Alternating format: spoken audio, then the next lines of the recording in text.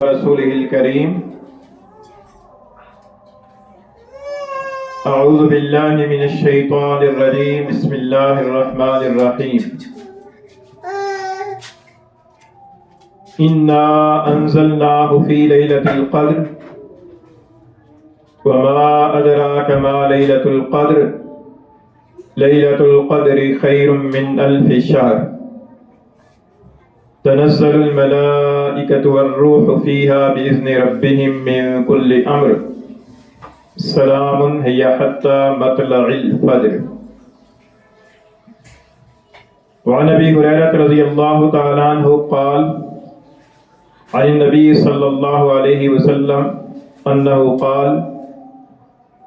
يغفر لأمته في آخر ليلة من رمضان. قيل يا رسول الله أهي ليلة القدر؟ قال لا ولكن العامل إنما يوفى أجره إذا قضى عمله أو كما قال رسول الله صلى الله عليه وسلم. صدق الله مولانا العظيم وصدق رسوله النبي الكريم ونحن على ذلك لمن الشاهدين والشاكرين. والصلاة والسلام على سيد الأنبياء والمرسلين والحمد لله رب العالمين. گرامی قدر سامعین، حضور نبی کریم صلی اللہ علیہ وسلم کا ارشاد گرامی ہے. آپ نے فرمایا کہ رمضان المبارک کے آخری عشرے کی طاق راتوں میں سے کوئی رات شب قدر ہوتی ہے. اکثر طاق راتیں تو گزر چکی ہیں، لیکن ایک طاق رات ابھی باقی ہے، اور اس طاق رات کے اندر بھی شب قدر کا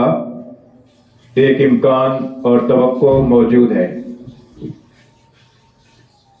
حضرت عبادہ ابن صامت رضی اللہ تعالیٰ عنہ فرماتے ہیں کہ حضور نبی کریم صلی اللہ علیہ وسلم باہر تشریف لائے کہ ہمیں شب قدر کے بارے میں آگاہ کریں کہ وہ کون سی رات ہے. تو دو مسلمانوں کا باہم جھگڑا ہو رہا تھا، تو حضور اقدس صلی اللہ علیہ وسلم نے فرمایا کہ میں باہر آیا تھا تاکہ تمہیں شب قدر کے بارے میں بتاؤں کہ وہ کون سی رات ہے، لیکن فلاں اور فلاں میں جھگڑا ہو رہا تھا، جس کی وجہ سے وہ شب قدر کی تعیین میرے ذہن سے اٹھا لی گئی، اور فرمایا کہ ہو سکتا ہے کہ اسی میں تمہارے لیے بہتری ہو. پھر فرمایا کہ آپ اس کو تلاش کرو 9ویں میں، 7ویں میں اور 5ویں میں. 9ویں میں یعنی 29ویں میں، 7ویں میں یعنی 27ویں میں، 5ویں میں یعنی 25ویں میں. تو یہ گویا کہ آخری طاق راتوں کے بارے میں حضور اقدس صلی اللہ علیہ وسلم نے خاص طور پر اس موقع پر ارشاد فرمایا کہ جس موقع پر آپ لیلۃ القدر کے بارے میں بتانے کے لیے باہر تشریف لائے، اور اس میں بھی آپ نے 9ویں کو مقدم فرمایا. حالانکہ ترتیب کے اعتبار سے تو 25ویں پہلے آتی ہے، 27ویں بعد میں آتی ہے، پھر 29ویں آتی ہے، لیکن حضور نے بتانے میں 29ویں کو پہلے ذکر فرمایا. اس لیے اس حدیث کی روح سے بظاہر زیادہ توقع اور امید لگتی ہے کہ شاید 29ویں رات بھی شب قدر ہو. تو آخری طاق راتوں میں سے کوئی سی رات بھی شب قدر ہو سکتی ہے. تو اس لیے گو کہ آخری عشرے کا اکثر حصہ گزر چکا ہے، اکثر طاق راتیں گزر چکی ہیں، لیکن یہ جو آخری رات 29ویں آنے والی ہے، اس رات کے اندر بھی چونکہ امکان ہے اور ہو سکتا ہے کہ اس رات میں 29ویں رات ہی شب قدر ہو. تو اس لیے اس رات کے اندر بھی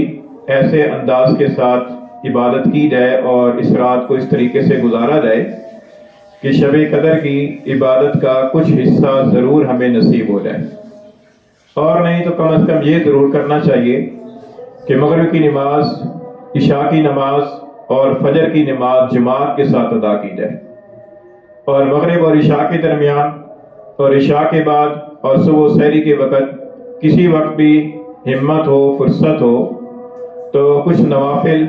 کچھ اذکار، کچھ دعائیں، کچھ تلاوت اور کچھ معمولات ایسے ضرور انجام دینے چاہیے کہ جو عام رات کے معمولات سے زیادہ ہوں، تاکہ اللہ تعالیٰ کی حضور میں کسی حد تک شب قدر کی رات میں عبادت کرنے والوں کے اندر ہمارا شمار ہو جائے۔ پھر رمضان مبارک کی جو آخری رات ہوتی ہے، اس آخری رات میں دو طرح کے امکان ہیں۔ یہ بھی ممکن ہے کہ 29ویں رات ہی آخری رات ہو جائے، اور یہ بھی ممکن ہے کہ 30ویں رات آخری رات ہو۔ تو خواہ 29ویں رات آخری ہو یا 30ویں رات آخری ہو، آخری رات کے بارے میں مسند احمد کے اندر ایک حدیث آتی ہے جو خطبے کے اندر میں نے آپ کے سامنے پڑھی ہے۔ حضرت ابو ہریرہ رضی اللہ تعالیٰ عنہ سے روایت ہے، آپ فرماتے ہیں کہ حضور نبی کریم صلی اللہ علیہ وسلم نے ارشاد فرمایا کہ رمضان مبارک کی آخری رات میں میری امت کی بخشش کر دی جاتی ہے۔ پوچھا گیا کہ اللہ کے رسول کیا وہ شب قدر ہوتی ہے؟ تو حضور نے فرمایا کہ نہیں، شب قدر تو شاید نہ ہو، یا یہ بخشش شب قدر کی وجہ سے نہیں ہوتی، بلکہ دستور اور قاعدہ یہ ہے کہ جب ایک مزدور اپنی مزدوری پوری کر لیتا ہے تو اس کی اجرت پوری دے دی جاتی ہے۔ تو رمضان کا پورا مہینہ مسلمانوں نے، اللہ کے بندوں نے اللہ کی رضا کے لیے روزے رکھے، اللہ کی رضا کے لیے تراویح پڑھی، راتوں کی عبادت کی، شب قدر کے اندر جاگے، اعتکاف کی عبادت کی، اذکار کیے، دعائیں کی، تلاوت کی۔ تو اب ان مزدوروں کا حق بنتا ہے کہ ان کو اجرت دی جائے، اور اللہ تعالیٰ کے ہاں سے سب سے بڑی جو اجرت ہے وہ مغفرت ہے، کہ اللہ تعالیٰ گناہوں کو معاف فرما دیں، کیونکہ ہم نالائق ہیں، ہم کمزور ہیں، ہم اعمال کے اندر کوتاہی کرنے والے ہیں، گناہوں کا انبار ہمارے سروں پہ لدا ہوا ہے۔ تو اللہ تعالیٰ کی طرف سے اگر بخشش کا انعام مل جائے اور مغفرت فرما دی جائے تو یہ بہت بڑی بات ہے کہ اللہ تعالیٰ کی طرف سے حساب نہ ہو، اللہ تعالیٰ مغفرت فرما دیں، اللہ تعالیٰ پکڑ نہ فرمائیں، اللہ تعالیٰ مواخذہ نہ فرمائیں، تو یہ ایک بہت بڑا انعام ہے۔ تو یہ انعام جو ہے وہ رمضان مبارک کی آخری رات میں ان لوگوں کو دیا جاتا ہے کہ جنہوں نے رمضان مبارک کا پورا مہینہ مغفرت حاصل کرنے کے لیے کچھ عملی کوشش کی ہے۔ اللہ تعالیٰ کی طرف سے یہ فیصلہ کر دیا جاتا ہے۔ اس حدیث کی روح سے یہ معلوم ہوا کہ آخری رات چاہے 29ویں کی نہ ہو، 30ویں کی ہو، جو جفت رات ہے، تو اس رات کے اندر بھی چاہیے کہ اللہ تعالیٰ کی عبادت خاص طور پر کی جائے اور اللہ تعالیٰ سے اپنی مغفرت کی دعائیں مانگی جائیں، کیونکہ اس رات کے اندر خصوصی طور پر مغفرت کا فیصلہ اللہ تعالیٰ کی طرف سے ہوتا ہے۔ اور ہم دنیا کے اندر بھی ہم دیکھتے ہیں کہ جو عدالت کی طرف سے کوئی فیصلہ ہونے کی تاریخ ہوتی ہے، اس تاریخ کے اندر ہم خاص طور پر اپنے حق میں دعائیں کرتے ہیں، اور خاص طور پر جو ہے نا دوسروں کو بھی کہتے ہیں کہ یار آج تاریخ، فیصلے کی تاریخ ہے، آپ خصوصی دعا کرنا۔ تو یہ ایک مغفرت کا فیصلہ ہونے کی دعا ہے۔ اس رات کے اندر یہ فیصلہ کیا جائے گا کہ کون کون سے لوگ ہیں جو مغفور لہم کے اندر شامل ہیں، کون کون سے لوگ ہیں کہ جو بخشے ہوئے بندوں کے اندر ان کا نام شامل ہو رہا ہے، اور کون سے بندے ہیں کہ جن کی نام اس فہرست سے خارج ہو رہا ہے۔ تو اس رات کے اندر خصوصی طور پر اللہ تعالیٰ سے دعا کی جائے کہ یا اللہ، گو کہ ہم اس لائق نہیں ہیں، گو کہ ہم اس قابل نہیں ہیں،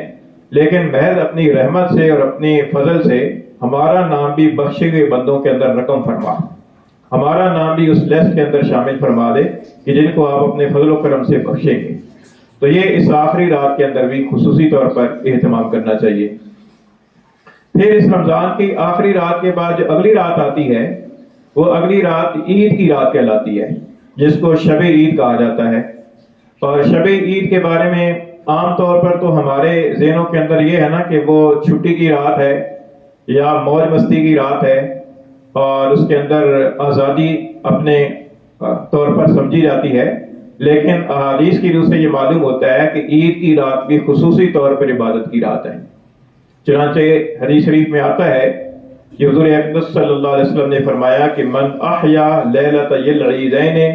محتسبا للہ لم یمت قلبہ یوم تموت القلوب۔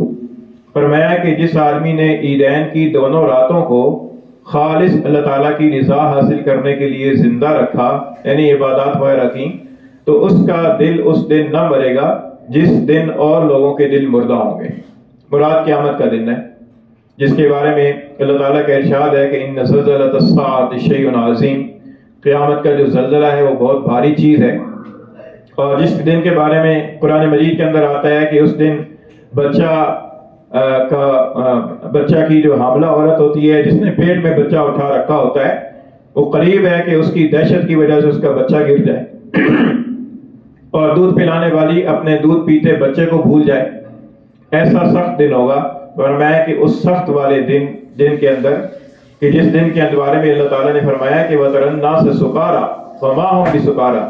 کہ تو دیکھے گا کہ لوگوں کو شاید نشہ ہو گیا ہے، پتہ نہیں لوگ کس طرح بہکے ہیں، لیکن فرمایا کہ وہ نشہ نہیں ہوگا، لیکن عذاب اللہ شدید، لیکن اللہ کا عذاب سخت ہوگا۔ تو جس دن کے اندر یہ کیفیت ہوگی، فرمایا کہ اس دن اس آدمی کے ہوش ٹھکانے ہوں گے کہ جس نے عید کی راتوں کے اندر عبادت کی ہوگی۔ تو لہذا عید کی رات کے اندر بھی گناہوں سے بچ کر اور فرائض اور واجبات کی پابندی کے ساتھ اور کچھ نوافل اور اذکار اور دعاؤں کے ساتھ عید کی رات کو گزارنا چاہیے، اور عید کی جو شاپنگ وغیرہ ہے وہ ضروری درجے کے اندر پہلے کر لینی چاہیے، تاکہ عید کی رات جو ہے نا وہ بازاروں کے چکر کاٹنے میں نہ گزرے، بلکہ عید کی رات کے اندر بھی اللہ تعالیٰ کی حضور میں بندہ حاضر رہے۔ اور پھر ایک حدیث کے اندر آتا ہے کہ یہ جو رات ہے اس کو لیلۃ الجائزہ کہا گیا ہے۔ لیلۃ الجائزہ، جائزہ ایک تو اردو زبان کا لفظ ہے، ایک عربی زبان کا جائزہ ہے۔ عربی زبان کے اندر جائزہ کا معنی ہے انعام، تو لیلۃ الجائزہ کا مطلب ہے کہ انعام کی رات ہے، یہ رزلٹ کی رات ہے، نتیجے کی رات ہے، کہ جس دن طلبہ اکرام کو نتیجے نکلنے کے بعد ان کو رزلٹ دیا جاتا ہے، ان کو ٹرافیاں دی جاتی ہیں، انعامات دیے جاتے ہیں۔ تو یہ وہ رات ہے، اس رات کے اندر خاص طور پر اللہ تعالیٰ کی حضور میں حاضر رہے بندہ، سارے امتحانات دیتا رہے، اور جس دن نتیجہ نکلے اور جس دن انعامات نکلنے کی باری ہے اس دن ہی غیر حاضر ہو جائے۔ اس دن آدمی غیر حاضر نہ ہو، بلکہ اس رات کے وقت میں اللہ تعالیٰ کی حضور میں حاضر رہے۔ اور جائزہ جو اردو کا لفظ ہے، اس کا مطلب یہ ہے کہ اس رات کے اندر جائزہ لینا چاہیے، ہمیں اپنا جائزہ لینا چاہیے، اپنا احتساب کرنا چاہیے کہ ہم نے رمضان کا پورا مہینہ گزارا ہے، رمضان سے پہلے ہماری کیا حالت تھی، رمضان کا پورا مہینہ گزرنے کے بعد ہماری حالت میں کچھ تبدیلی بھی آئی ہے کہ نہیں آئی، کوئی ایمانی ترقی بھی نصیب ہوئی ہے یا نہیں ہوئی، کوئی تقویٰ کے اندر بھی بہتری آئی ہے یا نہیں آئی۔ یہ اس بات کا جائزہ لینے کی رات ہے۔ اس رات کے اندر آدمی حساب کتاب کرے، جیسے پورا مہینہ خرید و فروخت کے اندر تاجر تجارت کرتے رہتے ہیں، آخری رات کے اندر آ کر حساب کرتے ہیں کہ یار اس مہینے میں، رمضان کا مہینہ ہم نے لگایا ہے، اس کے اندر ہم نے کتنی کمائی کی ہے۔ تو یہ اس رات کو جائزہ کی رات کہا گیا کہ اس رات کے اندر آدمی کو جائزہ لینا چاہیے کہ اس نے کمائی کتنی کی ہے، رمضان کا مہینہ پورا گزر گیا ہے، اس کی بخشش کا سامان ہوا ہے نہیں ہوا، اس نے اپنے اندر کتنی روحانی ترقی کی ہے، اور کیا کون سے وہ فرائض تھے جن سے وہ پہلے غافل تھا اور اب وہ ان کی پر آ گیا ہے، کون سے گناہ تھے کہ جن کے اندر وہ پہلے مبتلا تھا اور اب وہ چھوڑ چکا ہے۔ تو اس چیز کا جائزہ لینے کی رات ہے۔ تو یہ شب عید بھی رات، عید کی جو رات ہے یہ بھی اہمیت والی رات ہوتی ہے۔ پھر جو اگلا دن آتا ہے اس کو عید الفطر کہا جاتا ہے، اور عید الفطر اس کو اس لیے کہا جاتا ہے کہ اس دن کے اندر ایک رمضان المبارک کا پورا مہینہ روزوں کے دوران جو پابندی تھی کھانے پینے کی پر، وہ پابندی اس دن ختم ہو جاتی ہے، اور کھانے پینے کی، حلال چیزوں کے کھانے پینے کی اجازت ہو جاتی ہے۔ بلکہ وہ دن ایسا ہوتا ہے کہ اس دن کے اندر روزہ رکھنا منع ہے، کہ اس دن کے اندر اللہ تعالیٰ نے اس دن کو کھانے پینے کا دن مقرر کیا ہے، اس لیے اس دن کے اندر کوئی روزہ رکھے گا تو یہ روزہ رکھنا کوئی عبادت یا ثواب کا کام نہیں ہوگا بلکہ گناہ ہوگا۔ اس کو عید الفطر کا دن یہ کہا جاتا ہے۔ اور پھر عید الفطر کا دن بھی بڑی اہمیت والا دن ہے، کیونکہ حدیث میں اس کو یوم الجائزہ کہا گیا ہے، انعام کا دن۔ تو وہ اس دن کے اندر بھی خاص طور پر انعامات تقسیم ہوتے ہیں اللہ تعالیٰ کی طرف سے۔ تو اس دن کے اندر بھی انسان کو کوئی ایسا کام نہیں کرنا چاہیے کہ جس کی وجہ سے وہ اللہ تعالیٰ کی طرف سے آنے والے انعام سے محروم ہو جائے،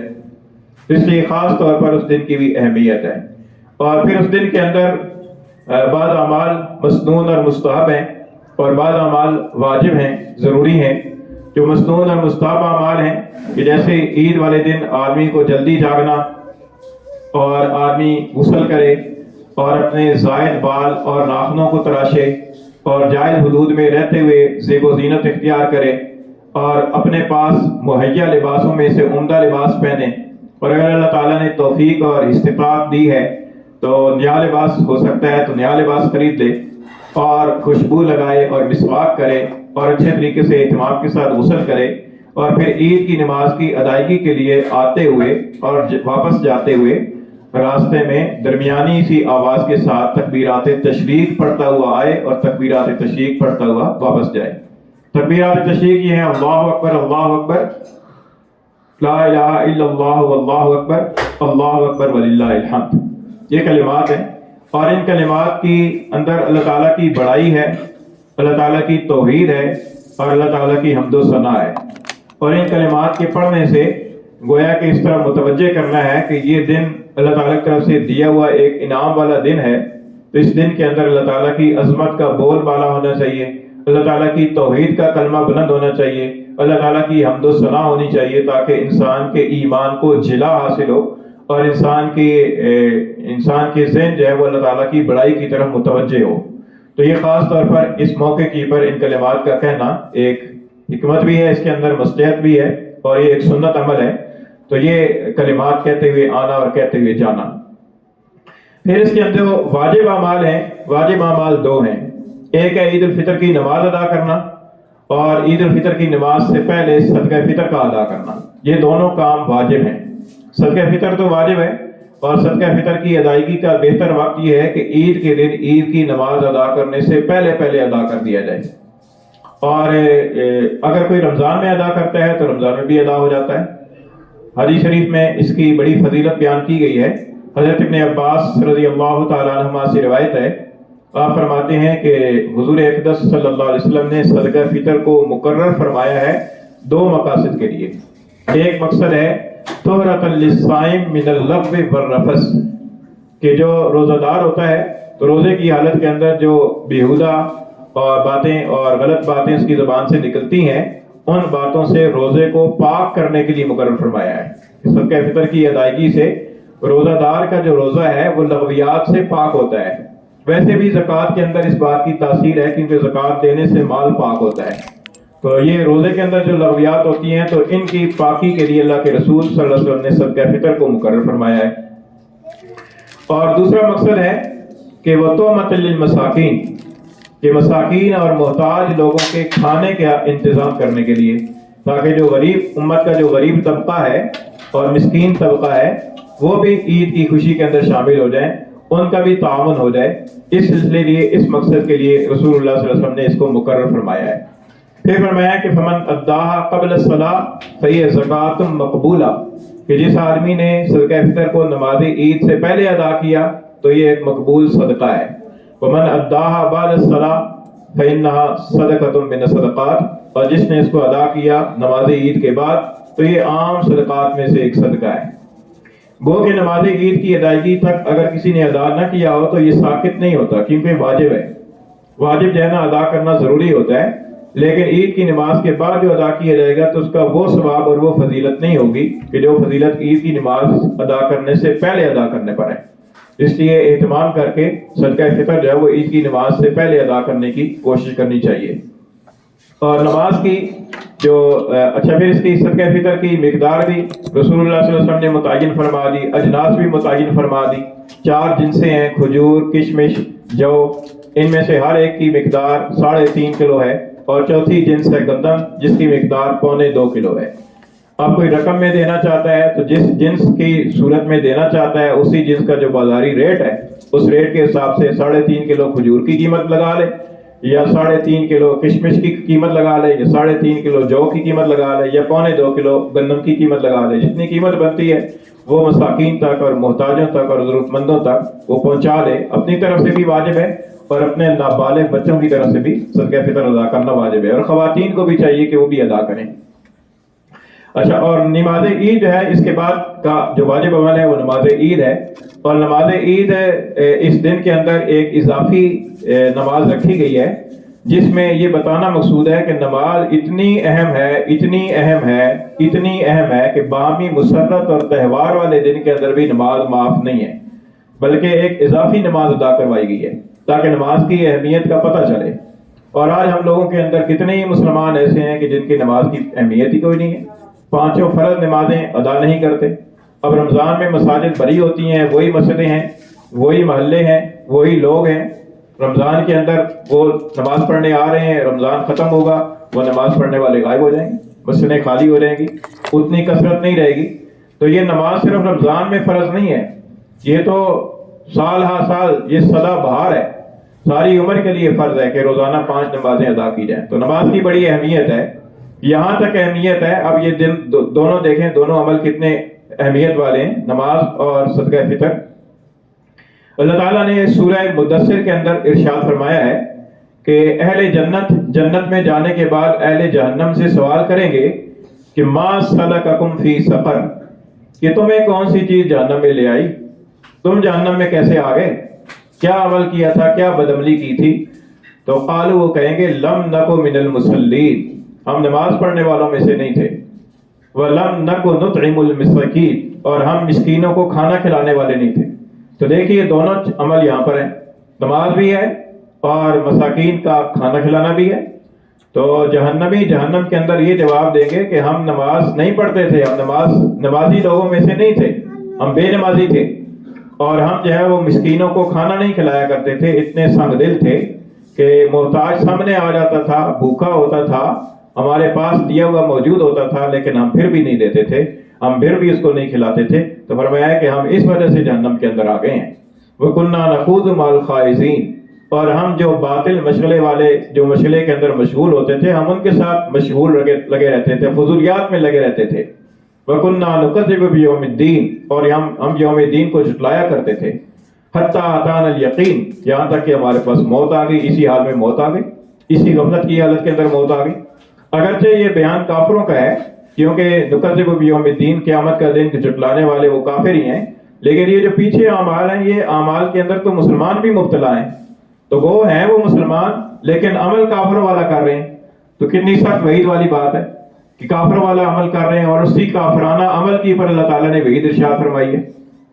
کہ کافروں کا جو کفر ہے اللہ تعالیٰ نے بعد میں ذکر فرمایا, ان کی جو بدعملی ہے اللہ تعالیٰ نے پہلے ذکر فرمائی. فرمایا کہ وہ یہ کہیں گے کہ لم نکو من المصلین, ہم نمازی نہیں تھے. وَلَمْ نَكُ نُطْعِمُ الْمِسْكِينَ, اور ہم مسکین کو کھانا نہیں کھلایا کرتے تھے, ہم اس وجہ سے جہنم میں آ گئے. تو یہ چیز ہے کہ نماز اتنی اہمیت والے عمل ہے, اس لیے نماز کا جو ہے نا وہ ادا کرنا ضروری ہے. 5 فرض نمازیں جو ہیں یہ تو فرض ہیں, اور عید کی نماز جو ہے واجب ہے.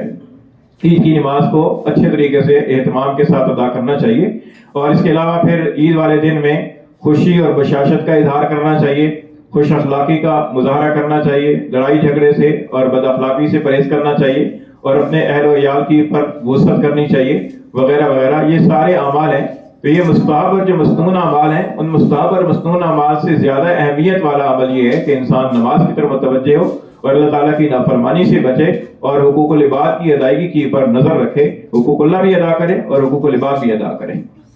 اللہ تعالیٰ ہمیں عمل کی توفیق عطا فرمائے.